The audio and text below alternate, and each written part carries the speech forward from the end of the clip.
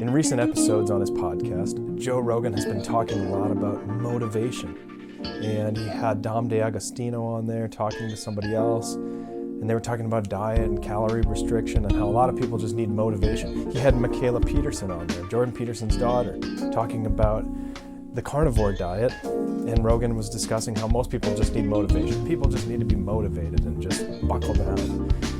And what's interesting, share this episode with Joe Rogan because there's interesting chemical interaction. There's chemical changes that occur that can alter your motivation, especially with marijuana, which I know Joe Rogan loves.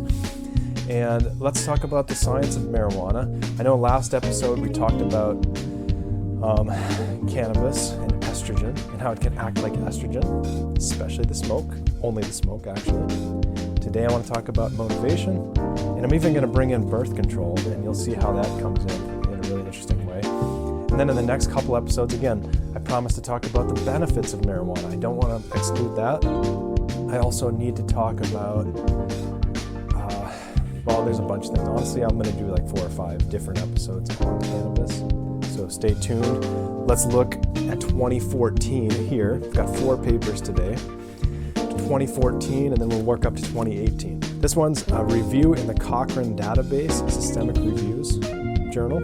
It's called Pharmacotherapies for Cannabis Dependence. Of course, it's focused on drugs.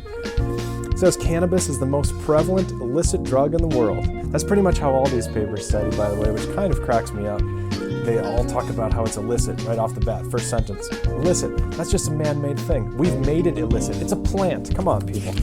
Thankfully, that part of it's slowly changing and evolving. They say here, long-term or heavy use of cannabis has been associated with, what are the problems with